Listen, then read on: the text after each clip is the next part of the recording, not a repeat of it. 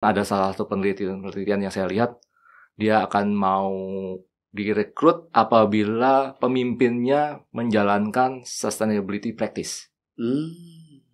Berarti kan kalau mau jadi pertimbangan mereka untuk mereka bergabung dengan perusahaan atau organisasi. Betul. Di dalam salah satu yang saya interview di sana, buku ini juga nyatakan, Mas, ya emang benar nih. Pada waktu saya rekrut teman-teman yang muda-muda nih, Gen Z, dia nanyain, ESG tempat Bapak gimana? Jadi dari situlah mulai orang mau direkrut, terus dia mau di-retain, dan dia mau bisa produktif.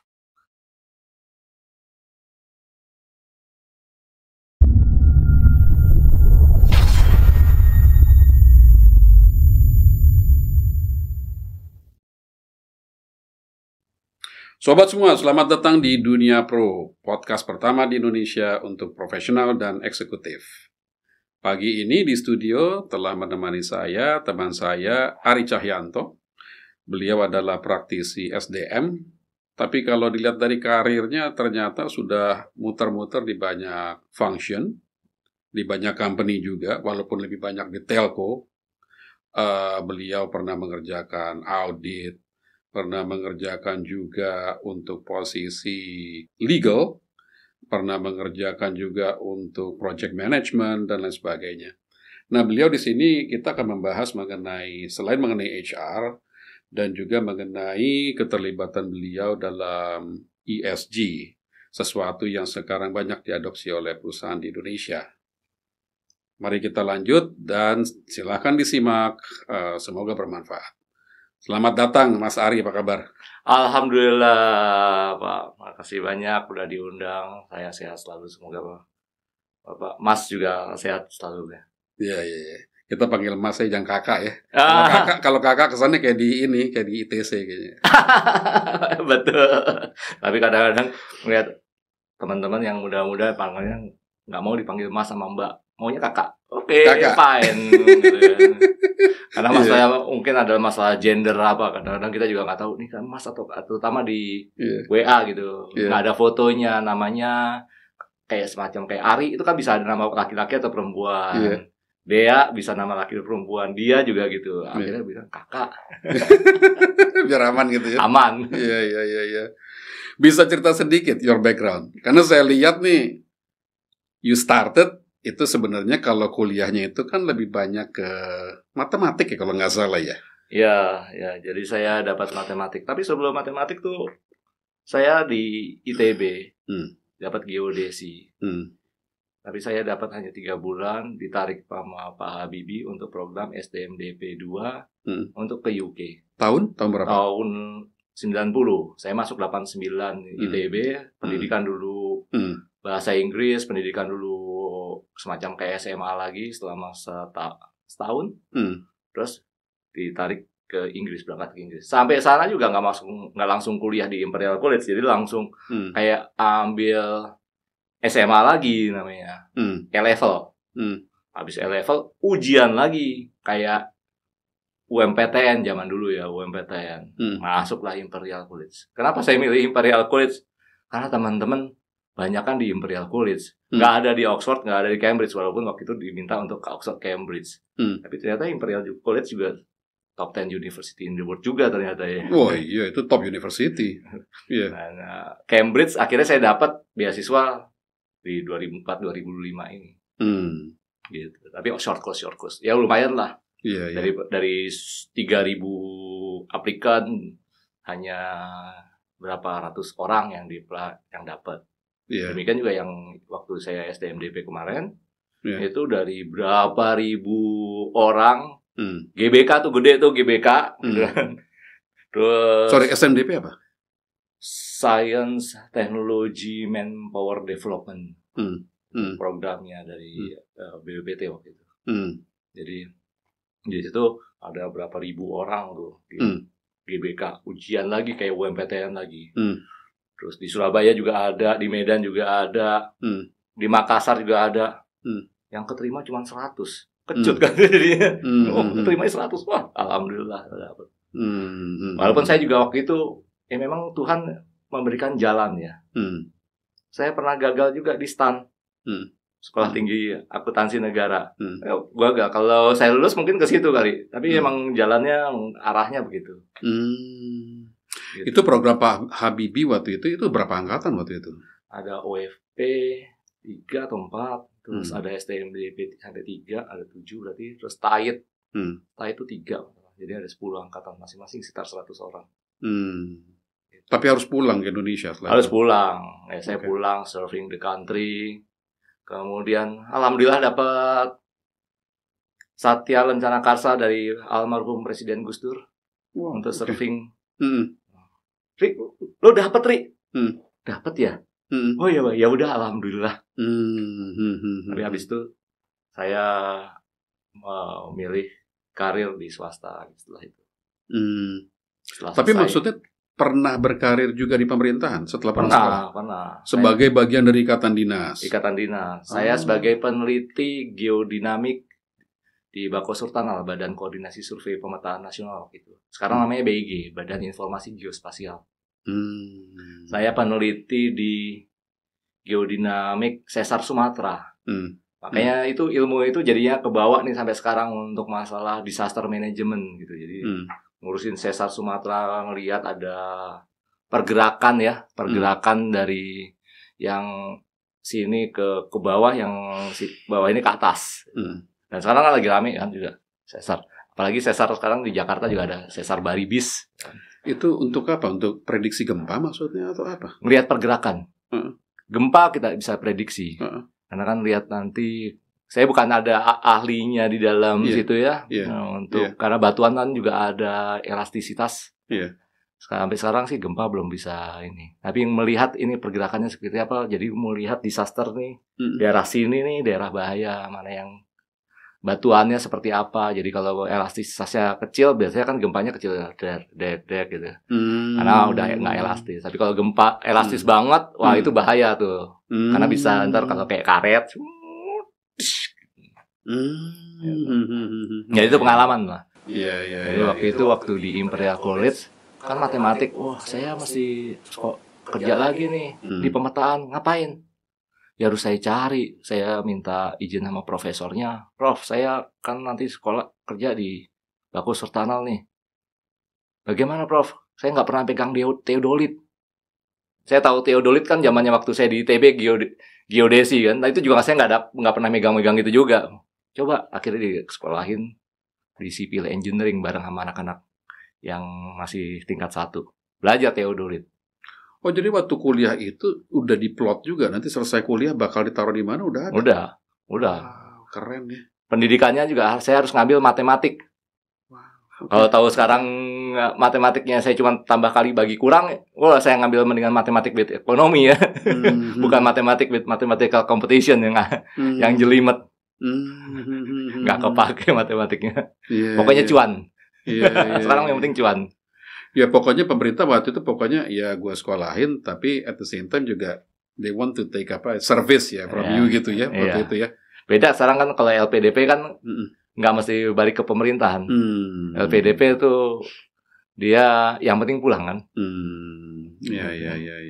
Pada saat itu almarhum Pak Habibie juga lebih tahu bagaimana mengutilisasi generasi muda ini dengan pendidikan ini mungkin ya. Ada ininya lah ya, ada roadmap-nya mungkin. Ada roadmap-nya, ada mimpi-mimpinya bahwa peran beliau juga waktu itu kan juga di luar gitu kan. Balik serving the country. Waktu itu kita juga sama Pak Wardiman, Profesor Wardiman. Wow, beliau sehat misalnya. Lebaran buka halbil beberapa minggu yang lalu kami ketemu. Dan beliau masih di usianya senja, beliau masih tiap hari Selasa masih olahraga di GBK. Banget. Ya. Nah terus bisa end up di HR bagaimana ceritanya Mas? Wah itu ya Mas, kecemplung-cemplung aja gitu. Jadi sekarang waktu itu saya masuk pindah customer service sebagai di ISP. ISP itu customer service-nya Internet Service Provider maksudnya. Ya, Internet Service Provider itu 6 tahun. Habis saya ceritain, kayaknya perlu yang lain lagi deh. Dipindahin lagi. Oke, kalau kayak gitu kamu jadi legal manager. kan anak-anak yang sarjana hukum semua. Gimana caranya nih? Aku nggak. Ya udah saya baca. Waktu interview juga saya stres juga kan. Kan mereka yang lebih tahu. Lihat aja dulu. Ya apa aja sih? Oh di belakangnya ada KUHP 16 berapa? 77 apa berapa gitu ya? Saya lupa ininya. Tanya itu aja. Jelasin kalau kamu dia ngerti. Oh ya berarti ngerti. Gitu kan. Tapi sebenarnya mesti kita bantu mereka untuk bisa show gitu kan. Yang penting kan kalau saya dari sisi bisnisnya. Perjalanan saya menuju HR juga lumayan panjang. Habis itu saya di legal dan business development ngurusin perizinan ke pemerintahan untuk fiber optik, IPTV, VoIP waktu itu, izin NAP itu kayak network access provider yang bisa membawa akses internet keluar atau mengambil internet dari luar.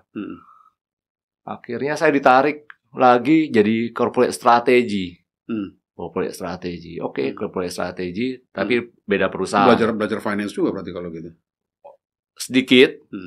Tapi dibantuin waktu itu. Ingat banget saya dibantuin sama teman. Sekarang dia udah jadi direktur di salah satu e-commerce gitu ya. Terus bantuin, Mas, maunya gimana? Business case-nya. Jadi saya bikinin business case-nya, dia yang bikin financing-nya, NPV, projection, ROI-nya gimana, IRR-nya gimana. Apa itu IRR ya? Pokoknya dia bikinin. Terus saya yang harus present ke BOD, BOC enggak, jadi ke BOD. Terus sama nge-alignment sama teman-teman di network, marketing, finance, channel, dan lain sebagainya. Produk keluar, Ri, babymu udah lahir. Kamu sekarang yang jualan, yang jadi marketing produk. Oke. Jalanin, habis itu ngomongin tentang ekosistemnya nih, belum nih. Yaudah, kamu sekarang pindah ke device management. Oke, pindah ya. Jadi bikin organisasi baru. Bikin bisnis proses baru lagi. Bikin KPI-nya apa, budgeting-nya gimana. Cari orang yang bisa mendukung saya gitu kan. Walaupun saya nggak expert di marketing kan, paling saya waktu itu dikenalnya sama teman-teman adalah Ari Internet. Sampai nomor teleponnya punya Ari Internet karena kebanyakan nama Ari jadi kayaknya. Untuk identifikasi bedanya adalah Ari Internet. Oke. Jadi name-nya begitu di situ. Terus pindahin lagi, Ri. Kamu ngomongin tentang quality lagi. Pindahin quality assurance. Apa lagi ngomongin quality assurance? Semuanya pindahin ya. Ngomongin ke capacity management, bandwidth-nya harus berapa, utilization-nya gimana, capacity-nya gimana. Waktu itu Pak Asnul loh di Excel. Pokoknya nih capacity-nya, utilization-nya 70% harus upgrade. Kalau dulu dibikinnya 90% baru upgrade. Kan ada proses lama ya untuk bisa beli, procurement, instalasi, commissioning kan lama prosesnya, udah full duluan. Customer kan nggak happy kan. Jadi 70% turun jadi 50%. Genjot marketing, ya, gitu kan. Terus udah banyak lama dipanggil lagi. Direktur saya masuk ke ruangan saya. Ri, kamu udah berapa lama? 1,5 tahun, Pak. Besok pindah. Kemana? Tuh ke network. Ngapain? Cari sendiri, find out kenapa, organisasinya bikin sendiri, KPI-nya bikin sendiri, budgeting, bisnis prosesnya, oke. Nah di situ kan sebetulnya bikin OD, sebenarnya organization development. Sebetulnya saya sudah terpapar masalah HR sebetulnya, cuman saya nggak sadar, bagaikan orang cemplung gitu kan, wah jalan lewat gitu. Terus berapa lama? Saya 3 tahun di situ diminta lagi perusahaan lain. Ri, pindah sini. Aku punya budget, punya project sekian T. Bikinin sistem. Bikin sistem. Seperti apa ya? Coba lihat teman-teman di situ. Oh, udah ada orang finance, udah orang marketing, udah ada orang network. Ngapain bikin sistem? Ya udah saya propose. PPT. Bukan bikin PPT itu ya. PPT. Saya bikin rumah PPT untuk rumah sistem. People sebagai pondasi. Proses P-nya itu sebagai pilar. Akhirnya terakhir adalah teknologi. Pada waktu itu belum PPT. Sepakat.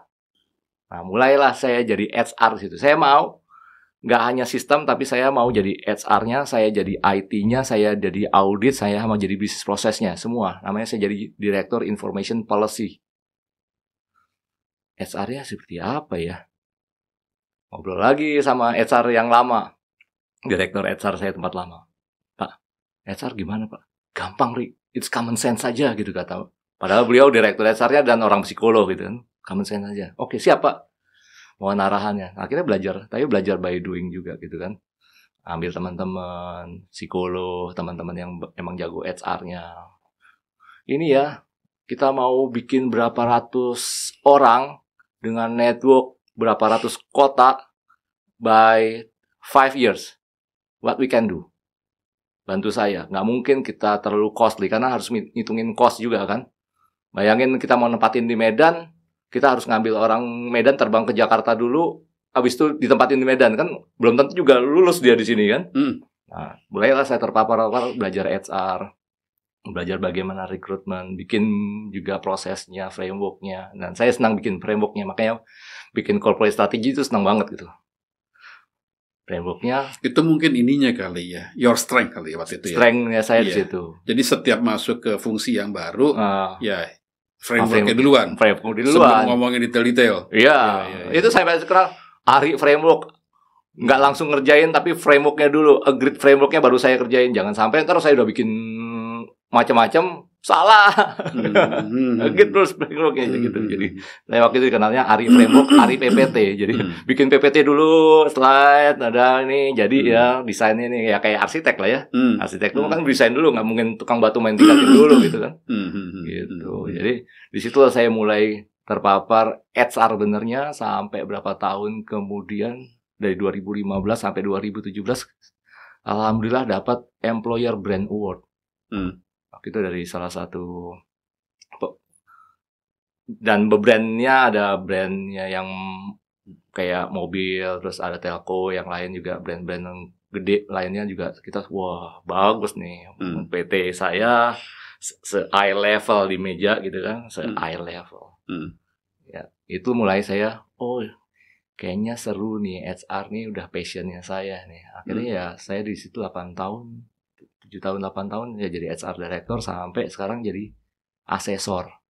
Asesor HR. Ambil kompetensi yang dari BNSP, terus jadi asesor. Sekalian, jadi bantuin anak-anak muda, saya assess, dapat Garuda Emas. Anda kompeten untuk jadi staff HR, atau kompeten jadi supervisor HR, dan lain sebagainya. Menarik. Nah itulah intinya saya, strength-nya saya mulai perjalanan sampai ke Audi. Ya rata-rata dicemplungin lah. Iya. Banyak orang berjasa di situ yang untuk menyemplungin saya, dan sekarang jadi banyak ngomongin tentang sustainability. Itu juga dicemplungin juga sama teman-teman.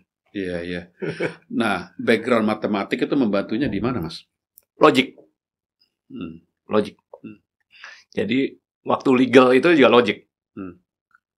Karena waktu matematik itu kita diminta A plus B, buktikan A plus B sama dengan B plus A. Tulisan pertama kali adalah jika A plus B tidak sama dengan B plus A, maka bla bla bla bla bla bla bla, maka nggak mungkin kan? Maka benar A plus B sama dengan B plus A. Logic. Kalau di legal kan juga gitu kan, logic. Jadi semuanya masuknya logic. To be honest, waktu saya diminta untuk nilai matematik itu juga, nanti saya jadi dosen ya, saya jadi apa ya? Nggak ada kepikiran apa-apa, nggak tahu. Jadi nggak ada yang mengarahkan ntar lagi matematik mesti apa. Ya sekarang saya senang, saya nyobain bantu teman-teman yang anak-anak yang sekolah. Ayo kalau mau tahu mengenai karir, jangan takut, jangan fix. Kalau saya teknik mesin terus gitu kan, nggak mungkin pasti ngurusin. Aku lagi ngomongin tentang karir nyasar nantinya. Ya tapi kalau if you stay di London ya, background matematik, kerjanya bisa di investment bank, bisa jadi bikin produk derivatif, atau di asuransi jadi aktuari. Bisa. Waktu itu saya udah pikiran loncat. waktu saya mau ngambil matematik with mathematical competition, sebenarnya ada lagi mathematics with economic.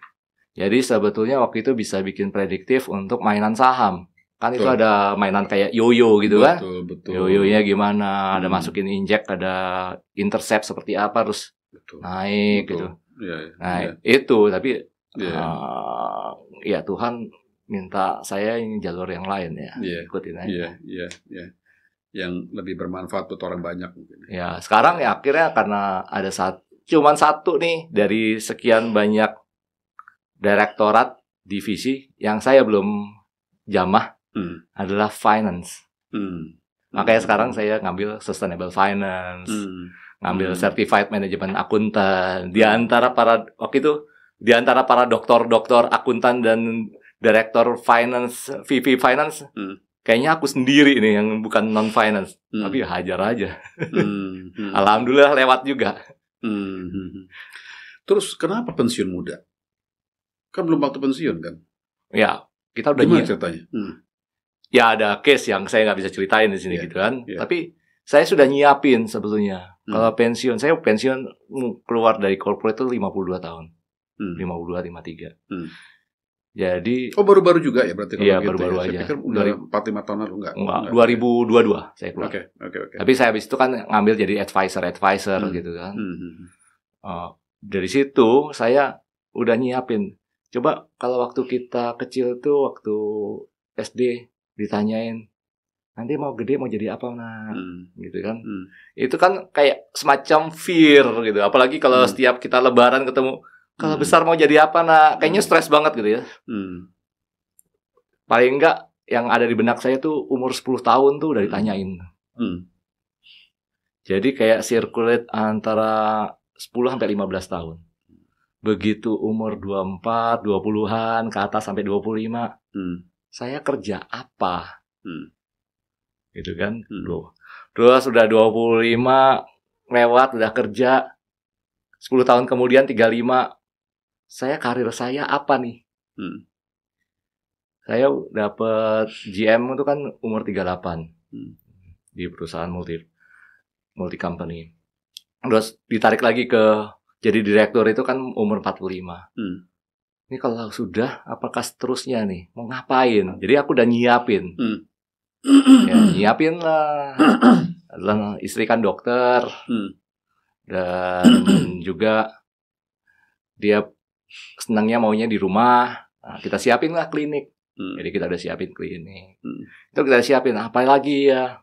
Kayaknya saya harus siapin. Makanya umur 45 itu saya nyiapin. Saya harus siapin sertifikasi apa lagi nih yang diperlukan. Ya alhamdulillah lah jalan gitu. Jadi sekarang saya bisa running, bikin warteg, walaupun bisa untuk mencukupin hidup warteg ya, tapi warteg sehat, klinik sehat juga untuk klinik yang gizi. Terus bikin LMS, Learning Management System, di salah satu itu Learning Management System tentang building ESG to business, sustainability communication and advocacy mereka ini. Jadi bikin sesuatu yang bagaimana ada passive income gitu. Bikin buku ini.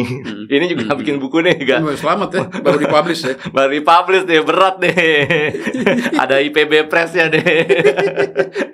Jian ini juga kekinian. Jadi ternyata milestone juga. Jadi juga nggak pernah ngimpi nih jadi ini gitu kan. Takut juga dulu, ada fear gitu untuk nampilin ini. Jadi kita selalu kayak ada fear setiap siklus 10 sampai 15 tahun tuh ada fear tersendiri.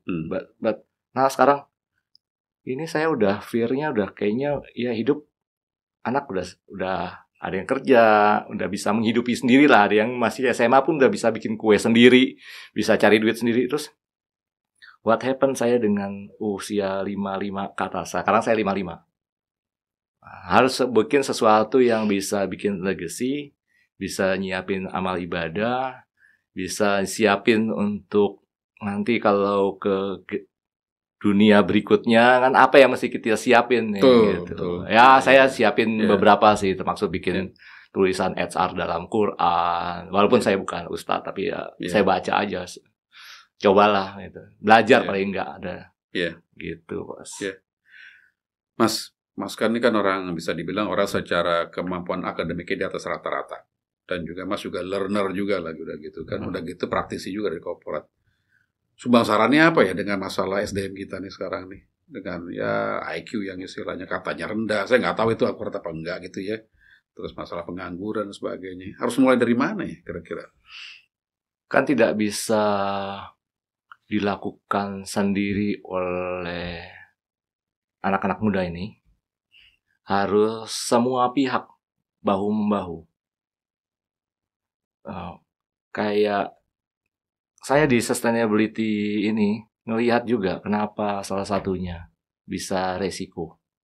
Jadi kalau saya lihat gimana caranya kita, kalau saya kebanyakan bersama teman-teman di HR Director kan juga matchingnya antara dunia kerja dan dunia pendidikan ternyata kayak gitu kan. Yang bisa kita link and match bahasa link and match-nya gitu kan ada tantangan tersendiri. Ya kayak saya lah tadi karir nyasar lah ya. Jangan sampai itu harus semua pihak itu berpartisipasi karena itu juga kayak bagaikan balon. Kita solve di sini, ngembung di sini masalahnya. Ya harus kita bagaimana kita semuanya berpartisipasi. Pertama yang kita lihat kan kita nggak usah nuduh-nuduh yang ini deh, dari kita dulu deh. Misalnya pada waktu itu kan juga saya juga kan pernah menjadi pencari kerja gitu kan, keluarga juga kondisi yang biasa-biasa aja, bukan keluarga yang wah gitu kan. Terus jadi dari kita mindset dulu. Kalau buat anak-anak muda, mindset dulu, belajar aja dulu. Mindset ya, mindset satu dulu, ya. Mindset dulu. Growth mindset aja dulu. Iya. Mulainya dari diri sendiri dulu. Dari diri sendiri dulu. Kita nggak boleh nyalahin yang siapa-siapa deh. Growth mindset dulu deh, gitu kan. Karena juga banyak kok teman-teman kita yang buka warteg akhirnya bisa punya franchise itu juga lulusan SD, ya kan. Growth mindset dulu kan. Mereka juga ada petani juga bisa ekspor, ada juga gitu kan. Yang penting adalah growth mindset dulu gitu kan. Sebetulnya saya yakin kok teman-teman kita warga Indonesia ini semuanya pintar-pintar kok. Cuman saya nggak tahu aja gitu kenapa gitu penelitiannya, saya nggak mendalami itu ya. Dan bisa jadi juga gara-gara kalau ekonomi banyak kok di luar, di teman-temannya kita yang di timur itu juga pintar-pintar dapat beasiswa gitu kan. Iya betul. Nah, karena saya dalamin sustainability juga lihat, oh ternyata juga bisa pengaruh nih. Masalah kalau sekarang nih ya, ada penelitian bahwa mikroplastik itu sudah dikonsumsi oleh masyarakat Indonesia yang di sekitar pesisir pantai. Itu konsum 3 kali lebih banyak dari masyarakat dunia. Bayangin, konsum. Terus saya konsult sama istri saya, ini karena saya terpapar sama sustainability ya, jadinya tanya sama istri saya yang dokter gizi, ini benar nggak bahwa kalau kayak gini bisa impact masalah pengambilan gizinya sehingga mereka tidak punya gizi enough untuk berpikir gitu. Bisa jadi. Nah, di beberapa saya jadi terpapar baca jurnal. Oh iya begitu. Bisa jadi begini nih. Ini bahaya nih kalau kita tidak tanganin sekarang. Dan itu harus semua gitu kan. Jadi tidak bisa, yang bisa kita lakukan deh. Jangan sampai oh itu harus pemerintah nih harus begini. Oh nih pengusaha nih karena dia tidak care dengan plastik, sampah plastik atau oh ini pengajar nih kenapa ya kan lagi rame kan masalah tukin kan. Oh udah jalanin aja dulu apa yang kita bisa lakukan kita lakukan. Jadi untuk yang anak-anak muda sarannya ya belajar growth mindset, belajar itu ada di mana-mana. Banyak teman-teman kita yang di luar sana walaupun kondisinya ekonominya rendah juga, itu juga mereka pintar dan mereka bisa jalan mendapatkan beasiswa keluar. Sekarang beasiswa kan banyak. Kalau dulu kita pakai koran, cari beasiswa gimana, ngeliatin. Kalau sekarang tinggal cari internet, dunia langsung keluar bisa. Apalagi kan ada beasiswa yang untuk masyarakat Indonesia Timur, untuk gender wanita, untuk yang masyarakat ekonomi rendah itu didahulukan. Itu asalkan kita mau aja gitu kan. Terus dari orang tuanya juga mengizinkan anaknya kalau misalnya mau traveling ke luar negeri. Saya sangat menyarankan, walaupun sekarang ada hashtag kabur aja dulu ya. Iya. Jalan aja, pemimpin kita juga emangnya nggak pernah keluar negeri. Banyak kok yang di sekolah di sana, ya ada yang sekolahnya di sini gitu kan, tapi banyak juga ya. Jalanin, lihat dunia sana, kita berkolaborasi dengan dunia sana. Jadi kita bisa bikin friend dengan mereka. Karena ada kemarin saya ketemu salah satu mahasiswa terbaik, nggak boleh sekolah di luar pulau itu sama orang tuanya, karena diminta untuk jagain. Kalau saya keluar ya, anak-anak saya 2 mau keluar silahkan kamu cari sendiri. Gitu. Pemerintah juga masih ngeliatin, jangan sampai terjadi korupsi lah ya. Betul. Yang korupsi yang dengan sengaja gitu kan, itu kan udah zolim. Terus juga dari para pengusaha juga harus memikirkan bagaimana matching, link and match-nya, kerjasama sama universitas, kerjasama sama dunia pendidikan untuk membuka keran untuk bisa magang gitu. Beberapa saya kemarin ketemu juga ada yang bikin magang di salah satu perusahaannya, habis itu kalau mau kerja di luar boleh gitu, mau tetap terus di sini boleh. Ujung-ujungnya larinya kita bisa main amal ibadah sih. Gitu Mas. Iya. Nah, Mas Ari kan sekarang lagi giat ini nih mempelajari dan mencoba mempraktekkan ESG juga. Iya. Hubungan antara HR dengan ESG apa? Yang banyak orang tidak tahu. Sangat erat. Adalah faktor sosialnya. Gara-gara karena penelitian, dan ini juga di sini nih, di buku ini. Jadi pada waktu itu lihat kenapa? Oh, sosial. Jadi waktu saya dimasukin masuk ke WAG-nya SDG. Apa SDG itu? Sustainable Development Goals. Oke, baca, lihat ini. Apa itu circular economy? Gitu kan. Terus, masuk lagi nih, ada ISSP, International Society of Sustainability Professional, US punya gitu kan. Masuk iki opo gitu. Tapi selama berjalan itu ternyata ada benang merahnya. Yaitu adalah faktor S-nya, people-nya, penting. Makanya di Sustainability at Work itu mainnya jadi PPT. Saya nambahin satu faktor lagi, namanya X, PPTX, People, Policy, Technology with Experience. Experience itu akan jadi semennya. Jadi, ternyata people-nya kuat ya. Terus karena saya melakukan riset, terus banyak baca-baca jurnal, ternyata kan perusahaan TBK itu harus melaporkan sustainability report setiap tahun. Dan dari research ternyata juga banyak awal-awal 2023 memang tidak, ESG itu tidak improve related sama financial gitu kan. Tapi lama-lama lihat improve-nya lebih ke karena sosialnya itu kan HR banget gitu. Walaupun sosialnya itu bukan hanya yang internal, tapi juga eksternal. Internal kan employee, eksternal adalah customer, vendor, dan masyarakat sekitar. Regulator pemerintah juga. Regulator juga bisa juga gitu kan. Jadi, lebih sekarang jadi saya believe, dan dari hasil riset ini juga ternyata juga ada impact-nya nih kalau kita para leader ini menerapkan sustainability practice gitu.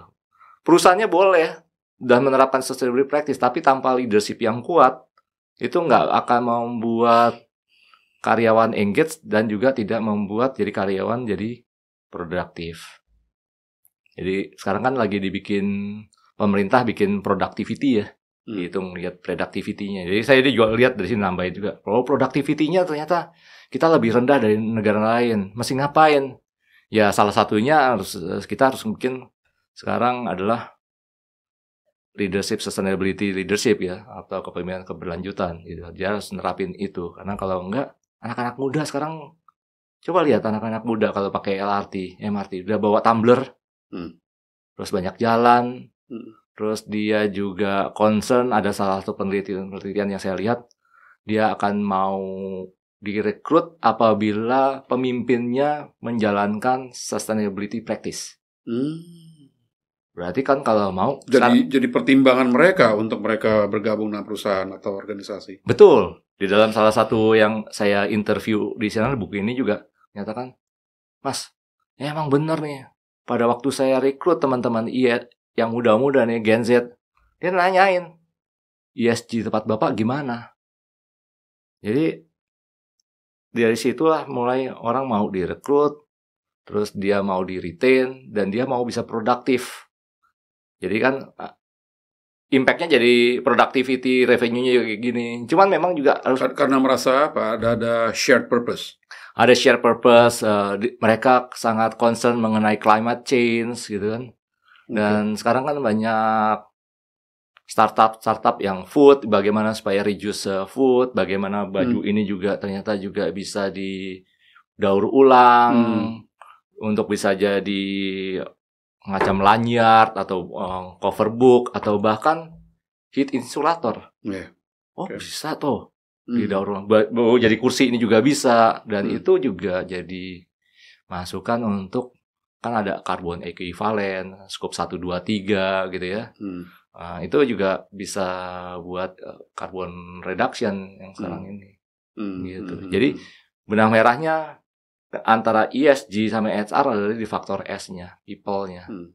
Kan ada triple bottom line, people, planet, profit. People yang utama tuh. Oke. Mas, kalau buku ini isinya apa sih? Ininya maksudnya garis besarnya apa? Isinya? Garis besarnya pertama saya ngasih tahu dulu apa itu sustainability, apa itu impact-nya, apa itu teori Kuznets, terus apa itu mengenai Sustainability Development Goals, bagaimana impact-nya terhadap Indonesia, pertahanan negara Indonesia, 82 pulau terluar di Indonesia ada tenggelam, kemungkinan bisa tenggelam. Kalau ini terus dengan panas, es mencair, apa yang terjadi? Tenggelam. Kalau tenggelam, impact-nya apa? Pulau-pulau terluar, negara berkurang. Nilai berkurang. Iya. Pertahanan negara. Iya. Terus tadi kalau kita nggak care sama plastik tadi, ekonomi kita, daya pikir teman-teman yang ini, kesehatan juga ini, ekonomi berkurang, tenaga berkurang. Terus juga saya jadinya belajar biodiversity jadinya. Oh, lebah itu kalau polinasi itu juga mencium aroma ya. Ternyata dia karena polusi dia nggak bisa mencium, sehingga tidak membuat berpollinate gitu kan. Jadi pembuahan terhadap ini nggak bisa. Oh gitu. Jadi bisa faktor pangan kita. Oh iya ya, bisa juga ya. Gitu. Makanya saya alhamdulillah dapat Cambridge waktu itu kan. Belajar online. Oh gitu. Jadi membuka mata saya gitu kan, belajar. Oh gitu. Jadi kita harus care ke sini. Kalau enggak, biodiversity kita hilang, akhirnya juga kekayaan kita hilang nih. Belum ngomongin indigenous people ya. Ini kan juga ada intellectual property. Kalau ini tidak didaftarkan, diambil sama negara lain, yang sudah sering terjadi. Itu terjadi kan, bahaya kan. Jadi sustainability itu luas gitu kan. Jadi saya cerita di situ. Kemudian buku berikutnya lagi, apa sih leadership? Jadi negara, bagaimana peran negara waktu itu? Ternyata dia untuk Paris Agreement udah ada di undang-undangnya. Ada beberapa undang-undang lah yang terkait dengan ini. Terus apa sih tentang leadership? Gitu, cerita tentang leadership apa? Terus penelitian leadership, saya melakukan penelitian Indonesia gitu. Dari itu ada sekitar 500 dapat ya, dari sekian 1.000 yang saya mintakan survei. Kemudian bisa dapat itu saya pakai salah satu metode dalam penelitian gitu. Perusahaan TBK sama perusahaan non TBK seperti apa. Kemudian ada interview sama teman-teman yang praktisi, HR, expert lah saya bilang ya. Terus ada juga finance, sisi finance, terus sisi komunikasi, supaya komunikasinya nggak ada gap ya antara kita. Itu akhirnya bagaimana kita mengimplementasikan, kita sebagai leader mengimplementasikan ESG ke dalam proses bisnis. Ujungnya sampai situ sih. Oke. Mas, posisi-posisi apa yang telah tercipta ya dengan adanya implementasi ESG across various sectors? Banyak kan Indonesia sekarang kan ada sekitar, menurut Bappenas ada dibutuhkan 4,4 juta new job by 2030 tentang green job. Jadi posisi-posisi sekarang kan kalau dari ada ILO yang tentang environment rata-rata kan. Tapi sebetulnya luas. Karena SDG 17 kan ada tentang health ya. Kita stunting kan tinggi. Terus juga obes, nomor 5 di dunia. Terus juga diabetik nomor 5 di dunia. Itu kan juga bisa mengikris masalah productivity ya. Dan belum juga cost bagi negara nih. Waktu itu kan kurangan katanya duitnya ya buat BPJS. Nah, posisi-posisi yang terkait dengan itu adalah yang bisa sebagai green job. Legal juga perlu. Orang komunikasi, desain untuk bisa kita ini juga perlu. Jadi luas banget gitu. Asalkan kita ngerti connecting the dot. Jangan sampai kalau orang communication itu jangan sampai greenwashing, green hashing gitu ya. Oke, saya ikutan akhirnya training mengenai GRI, Global Report Initiative. Untuk pelaporan akhir tahun. Ambil juga CSRD, Corporate Sustainability Report Directive, yang kalau kita mau ekspor ke luar negeri ke Eropa tuh harus bikin laporan itu. Jadi green job itu luas. Tapi bagaimana kita menyikapinya harus banyak ada eager untuk tahu dan growth mindset sama keep on learning aja. Jangan stuck, kalau enggak ya kan sekarang sebelum upskilling kan reskilling dulu, unskill dulu, lepaskan dulu pengetahuan yang kamu punya itu, terus harus upskill. Jadi kalau kita kayak rasanya kita bagaikan kita ada mountain, gunung, kayaknya kita on the top nih. HR kita on the top nih, top notch nih. Tapi ternyata kita kurang nih tentang sustainability. Belajar lagi.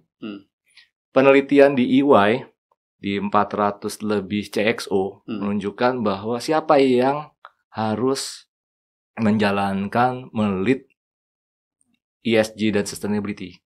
Surprisingly, sangat surprise ya, HR nomor 2 setelah grup sustainability. Berapa banyak sekarang CSO di Indonesia? Chief Sustainability Officer. Belum banyak gitu kan. Semuanya masih dititipin sama, kalau nggak di risk management, di legal, di HR ada, di Markom, CSR gitu kan. Belum banyak gitu. Masih paling banyak, paling tinggi GM level lah ya, belum sampai director atau belum sampai level chief yang saya lihat tadi. Iya, even bank juga kan nggak banyak, nggak semua ya. Betul. Kalaupun ada, dia ngambil dari global. Nggak ada yang di Indonesia. Kalau kemarin akhirnya saya terpapar ya, belajar juga tentang OJK Climate Risk Stress Test. Jadi ada salah satu bank gitu, KBMI 2 minta advice sama saya, mesti gimana nih bikin KB CSRT, bikin pelaporannya. Pelaporannya kita udah ada, mesti bikin pelaporan tahunan sustainability report, mesti bikin lagi CSRT kan banyak nih. Nah, strongly suggest sama pemerintah nih, ya digabungin gitu. Belum kita ada proper kan. Terus ada proper tuh untuk yang lingkungan hidup, bikin laporan-laporan lagi gitu kan, untuk bisa jadi gold, green, blue, growth gitu kan. Jangan sampai merah atau hitam. Karena bisa faktornya pidana. Belum lagi Prisma untuk laporan HAM. Itu kan banyak laporan, harusnya bisa one report, terus habis itu monggo pemerintah mau kemana. Gitu. Kalau enggak, jadi dianggapnya jadi mahal. Sustainability is expensive. Karena apa? Saya harus menyediakan CSO, belum bikin laporannya, cost-nya juga tinggi kan. Padahal kan yang penting cuannya gimana. Ya, itu peran pemerintah ini penting juga di situ. Kalau menurut saya sih. Mas, pertanyaan terakhir. Apa pesannya untuk HR yang mau implement ESG? Buat HR yang mau implement ESG, itu penting untuk tahu, banyak belajar, karena sekarang kan HR banyak ngomongin tentang AI ya, teknologi. Tapi belajar aja, ambil sertifikasi yang ada di sana, di online tuh banyak yang free atau banyak beasiswa. Ikutan juga asosiasi. Kayak saya ikutan IS2P, Indonesian Society of Sustainability Professional. Saya juga jadi sekjennya, gitu kan. Ikut itu, terus banyak dengar, banyak ketemu sama teman-teman. Itu langkah pertama saya waktu masuk ke sustainability. Sekarang sih saya ngajakin ada beberapa teman-teman saya akhirnya ikut di situ. Jadi banyak belajar, terus jangan takut gitu kan. Saya juga teman-teman nggak sendirian lah. Terminologi karbon ekuivalen itu apa? Terus belajar kimia pula gitu kan. Jangan takut lah. Habis itu kan akhirnya bisa menerapkan bagaimana visi misi, bagaimana nanti values-nya apa yang related sama sustainability, kemudian KPI-nya gimana untuk bisa nerapin, nah bisnis prosesnya, terus nge-setup improvement, terus bagaimana employee engagement gitu, related semuanya ke sustainability. Jadi ya ikut asosiasi. Terus berkumpul sama teman-teman, jangan cuma sama teman-teman HR aja, tapi meluas. Jangan di satu kolam lah, gitu. Oke. Keren. Ya kebetulan aku di kolam banyak. Saya dari kolam project management. Ya kalau dengar ceritanya kolamnya banyak nih Mas Ari. Loncat aja project management. Ikannya suka loncat-loncat. Ikannya loncat-loncat gitu. Ke satu mangkuk.